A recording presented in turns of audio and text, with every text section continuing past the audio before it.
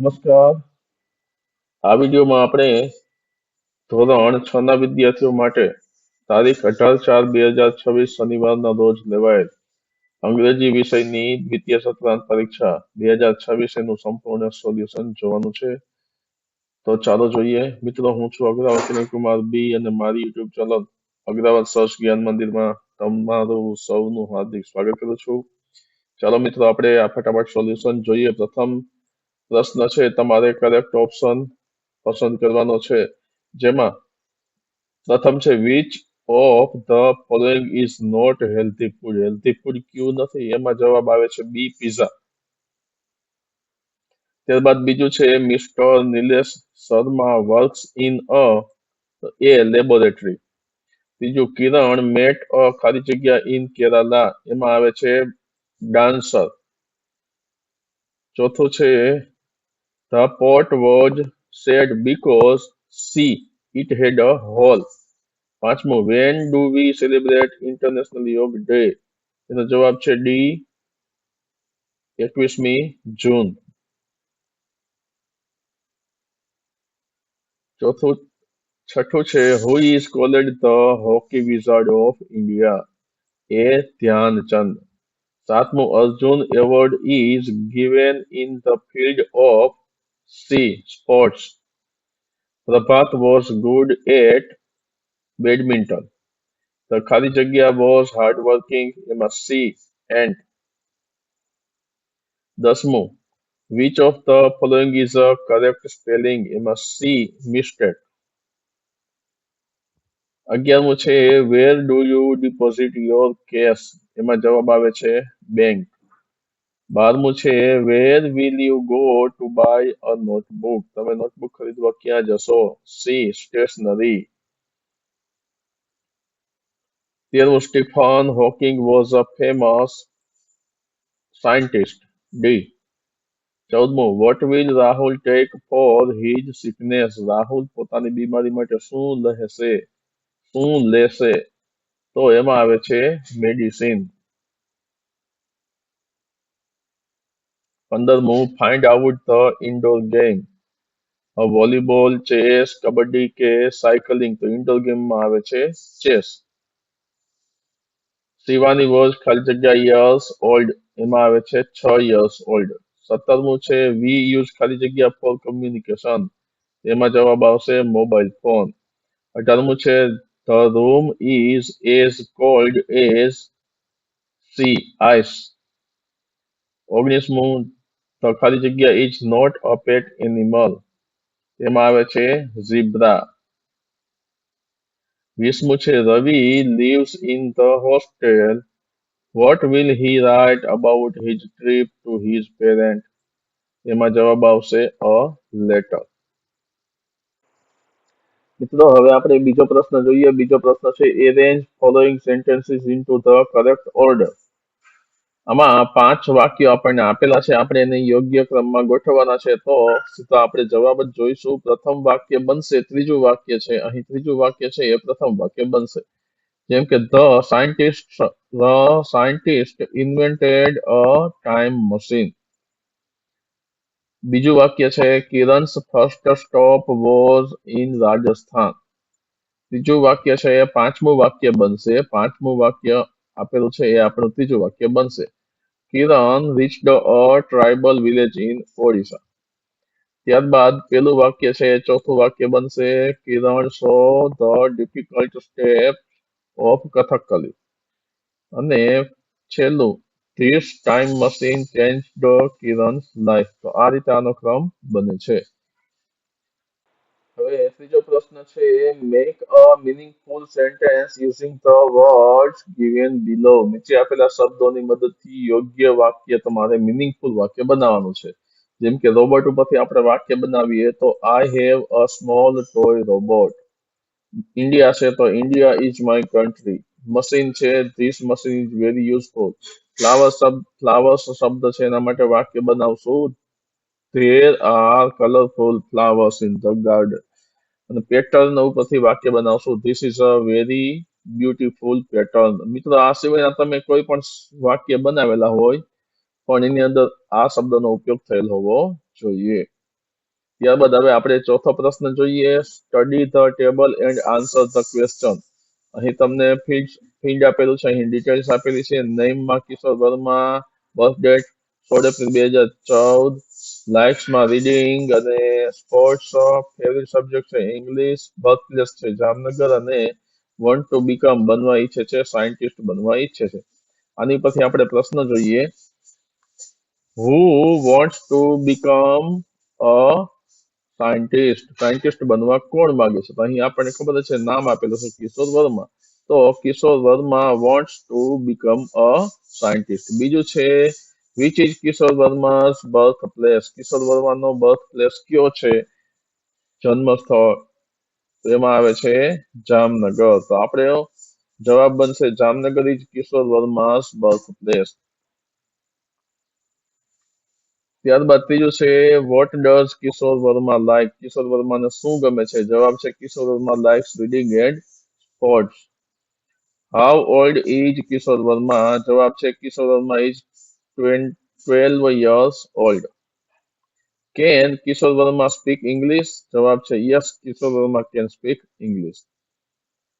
ત્યારબાદ ક્રોસવર્ડ આપેલ છે, એની અંદર આપણે શબ્દોને યોગ્ય રીતે ગોઠવવાના છે. મિત્રો, મેં અહીં સીધો જ જવાબ આપી દીધો છે. ત્રીજું ક્રોસવર્ડ ની અંદર ત્રીજો નંબર આપેલો છે, એમાં આપણને આપેલું છે students go for learning there. બાળકો ત્યાં ભણવા માટે જાય છે. તો એનો જવાબ બનશે સ્કૂલ. ચોથું છે a gardener works in it. Gardener ત્યાં કામ કરે છે. તો ગાર્ડનર છે એ ગાર્ડનમાં કામ કરે. પેલું છે we can play with it. આપણે તેનાથી રમીએ છીએ. તો અહીં આવશે બોલ. બીજું છે ઓપોઝિટ ઓફ બેડ. બેડ નું ઓપોઝિટ એટલે વિરુદ્ધાર્થી બનશે ગુડ. અને 5, 6 અને ત્યાર પછી આવશે 7. તો આને તમારે યોગ્ય રીતે ગોઠવવાના છે. હવે છઠ્ઠો પ્રશ્ન જુઓ મિત્રો. Read the paragraph and answer the question. પેરેગ્રાફમાં આપણે વાંચીએ Veena and Sheela are good friends. There is a sports rally in Sundarpur Primary School next week. They are excited to take part in it. Veena is a good badminton player, while Sheila is good at racing.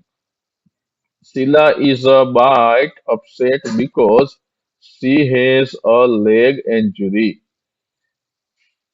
She is not sure about taking part in the race.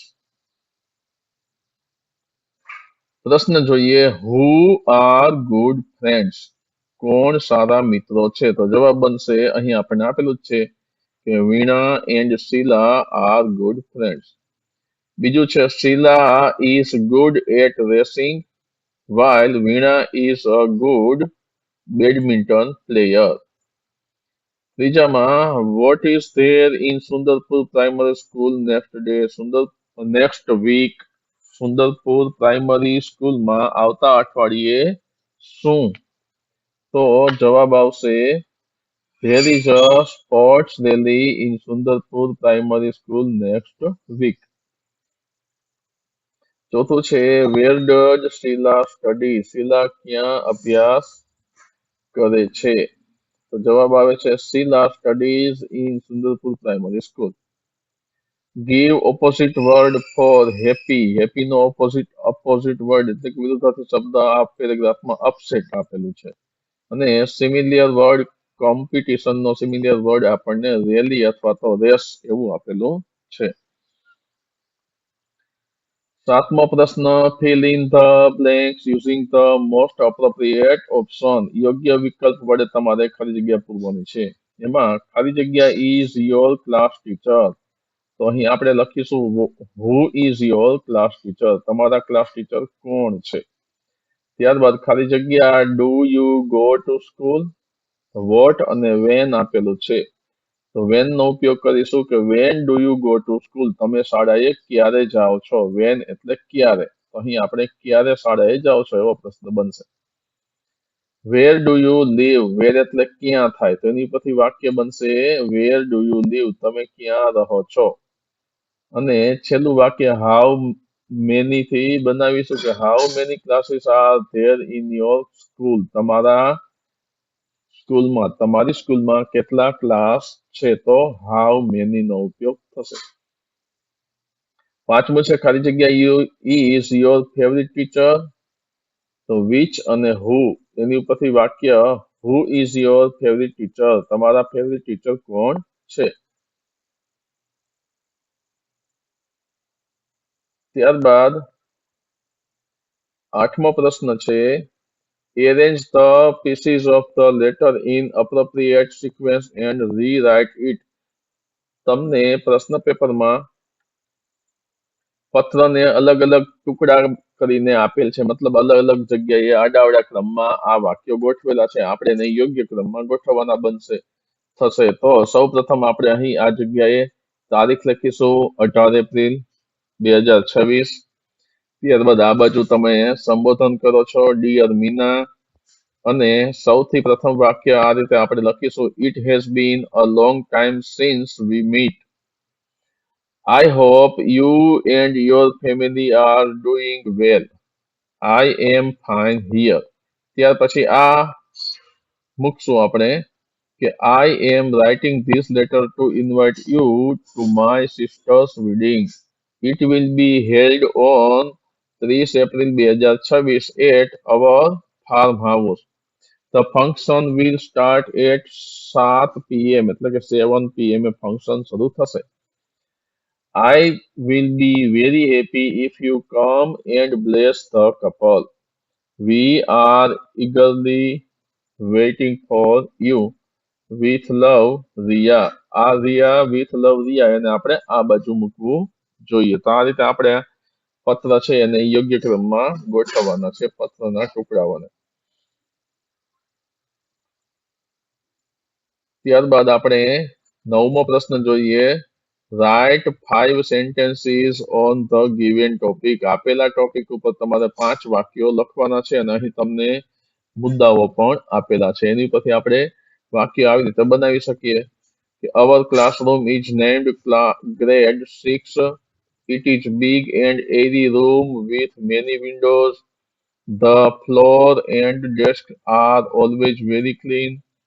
There are many colorful charts on the walls. A round clock hangs above the door to show the time. The teacher sits at a large table in the front. We sit on long wooden benches during our lessons. We keep our school books neatly inside our desk. The teacher uses a laptop and a projector to show us movies.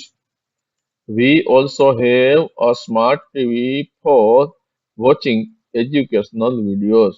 તો આ રીતે આ શબ્દનો ઉપયોગ કરીને તમે વાક્ય બનાવી શકો. મિત્રો, આ વાક્યો લાંબા તમને લાગતા હોય તો તમે ટૂંકમાં વાક્યો પણ બનાવી શકો. તો મિત્રો, આ રીતે આપણે અંગ્રેજી વિષયનું પેપર જે ધોરણ 6 નું હતું એનું સંપૂર્ણ સોલ્યુશન જોયું છે. મિત્રો, મારી યુટ્યુબ ચેનલ અગ્રવાલ સર્ચ જ્ઞાન મંદિરને તમે સબસ્ક્રાઇબ કરજો. તમારા અન્ય મિત્રોને પણ આ વિડીયો શેર કરજો. ધન્યવાદ.